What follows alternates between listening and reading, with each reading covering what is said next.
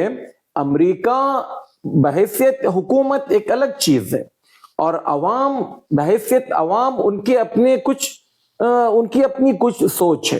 اور اگر آپ دیکھیں کہ امریکہ کے بہت سارے اسٹوڈنٹس نے کالجز میں یونیورسٹیز میں غزہ والوں کے حق میں آواز اٹھائی, جی ہاں, پروٹیسٹ کیے, مار کھائے اور نہ جانے کتنا کچھ انہوں نے خود ظلم سہا ہے.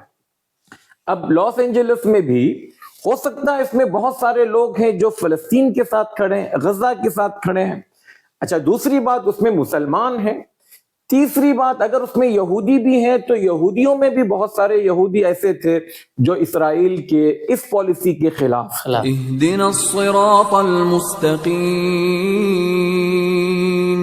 بسم اللہ والصلاة والسلام علی رسول اللہ, اما بعد. آج کے محفل کا سوال ہے مزمل دال والے کی طرف سے. ان کا کہنا ہے کہ امریکہ کے ایک شہر لاس اینجلس میں کئی دنوں سے وہاں پر آگ لگی ہوئی ہے اور وہ پھیلتے جا رہی ہے. تو اس میں ایک مسلمان کا کیا رول ہونا چاہیے, کیونکہ مسلمان خوش ہو رہے ہیں جو آگ وہاں پر پھیلتی جا رہی ہے, اس سے مسلمان خوش ہو رہے ہیں. تو اس میں ایک مسلمان کا کیا کردار ہونا چاہیے, اس بارے میں بتائیں شیخ.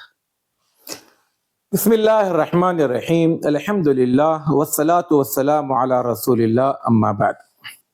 دیکھیں, پہلی بات کہ امریکہ کے جس شہر میں لاس اینجلس میں جو آگ لگی ہے, اگر آپ مسلمانوں میں اہل علم کو دیکھیں گے تو مجھے نہیں لگتا کہ کوئی بھی خوشی منانے کی بات کرتا ہو.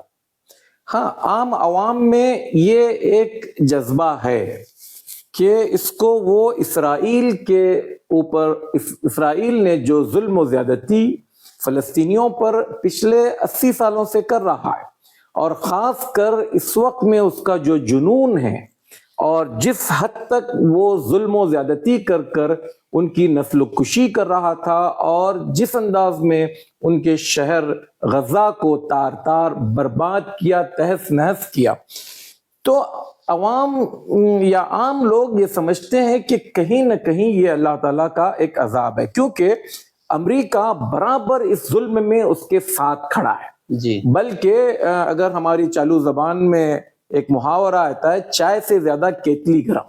جی, اسرائیل سے زیادہ امریکہ اس میں انوالو ہے. لیکن کیا اس آگ کے لگنے سے اب آیا یہ اللہ تعالیٰ کا قدرت کا انتقام ہے امریکہ کے ساتھ؟ یہ میرے اور آپ کا کام نہیں ہے کہ ہم اس پر یہ حکم لگائیں کہ ہم یہ کہیں کہ ہاں یہ اس کا انتقام ہے. لیکن ایک بات جو میرے اور آپ کے سیکھنے کے لیے ہے کہ ظلم جب بڑھ جاتا ہے تو اس کا زوال شروع ہوتا ہے. کتنی مظلوموں کی آہیں ہیں جو نہ جانے غزہ سے اٹھی ہوگی, کتنی بیوائیں ہیں جو رات میں اٹھ کر بددعائیں کی ہوگی, کتنے بچوں نے سسک سسک کر بلک بلک کر رویا ہوگا, اور ان کی آہیں جب فرش سے اٹھی ہوگی اور عرش سے ٹکرائی ہوگی تو اللہ تبارک و تعالیٰ ایک حدیث قدسی میں فرماتا ہے کہ جب بددعا یا مظلوم کی آہ اللہ کے عرش تک پہنچتی ہے تو اللہ تعالیٰ یہ وعدہ کرتا ہے لَأَنْصُرَنَّكِ وَلَوْ بَعْدَ حِينٍ, اے آہ, اے بددعا, میں تیری ضرور مدد کروں گا, تھوڑا سا وقت چاہیے. کیونکہ اللہ تعالیٰ ظالم کو مہلت دیتا ہے اور جب پکڑتا ہے تو اس کی پکڑ بڑی سخت ہوتی ہے. ان کیدی متین. اب میرے اور آپ کے اس حادثے پر خوشی نہ منانے کی وجہ یہ ہے کہ دیکھیے, کوئی بھی شہر ہو, کوئی بھی ملک ہو, کوئی بھی قوم ہو, ان میں سارے کے سارے لوگ ظالمانہ سوچ کے ہوں گے, یہ بات ہم نہیں کر سکتے. جی ہاں, یعنی امریکہ بحیثیت حکومت ایک الگ چیز ہے اور عوام بحیثیت عوام ان کی اپنی کچھ سوچ ہے. اور اگر آپ دیکھیں کہ امریکہ کے بہت سارے اسٹوڈنٹس نے کالجز میں یونیورسٹیز میں غزہ والوں کے حق میں آواز اٹھائی, جی ہاں, پروٹیسٹ کیے, مار کھائے اور نہ جانے کتنا کچھ انہوں نے خود ظلم سہا ہے. اب لاس اینجلس میں بھی ہو سکتا ہے اس میں بہت سارے لوگ ہیں جو فلسطین کے ساتھ کھڑے ہیں، غزہ کے ساتھ کھڑے ہیں. اچھا دوسری بات اس میں مسلمان ہیں. تیسری بات اگر اس میں یہودی بھی ہیں تو یہودیوں میں بھی بہت سارے یہودی ایسے تھے جو اسرائیل کے اس پالیسی کے خلاف. تو ہم اس کو ایک عذاب کا نام دے کر اس میں خوشی منانا، گویا کل تک جو ہمارے لیے دکھ درد جھیل رہے تھے، مار کھا رہے تھے، پروٹیسٹ کر رہے تھے، آج ہم اس میں ان کے غم میں خوشی منائیں، یہ کسی صورت میں بھی صحیح نہیں ہے. لہذا ایسے موقع پر ہمارے لیے سیکھ کیا ہے کہ ظالم کا انجام بڑا بھیانک ہے.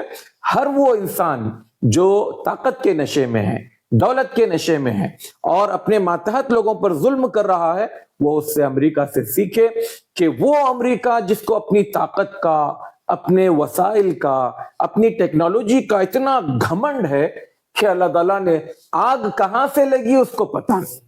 اور جو ہے مشکل یہ ہے کہ وہ امریکہ جس کے پاس دنیا بھر کے وسائل موجود ہے، آگ بجھانے کے لیے پانی کی قلت اس کے پاس ہے یا وسائل نہیں ہے. تو اللہ تبارک و تعالیٰ کی جب پکڑ آتی ہے تو وہ پکڑ ایسے ہی ہوتی ہے. تو میں اور آپ اس کو سیکھیں، اور کسی صورت میں بھی مجھے حق نہیں بنتا کہ میں خوشی کا اظہار کروں. البتہ وہاں پر جو لوگ مظلوم ہیں، جو لوگ اگرچہ کہ کافر ہیں لیکن ظالم کے خلاف ہیں، ہم ان کے لیے دعا کریں گے اللہ تعالیٰ ان کو اس مصیبت سے نکالے، اس پریشانی سے نکالے، تاکہ وہ اپنی جو زندگی ہے اس کو آرام سے گزار سکے. جزاکم اللہ خیر و احسن الجزا. تو ناظرین آپ نے دیکھا کہ مظلوم کی اللہ تعالیٰ ضرور مدد کرتا ہے، بس تھوڑا سا وقت اس میں لگتا ہے، اور ظالم کا انجام بہت برا اور بھیانک ہوتا ہے. اللہ تعالیٰ ہمیں مظلوم کی مدد کرنے اور ظالم کو اس کے ظلم سے روکنے کی توفیق عطا فرمائے. آمین. والسلام علیکم ورحمۃ اللہ وبرکاتہ.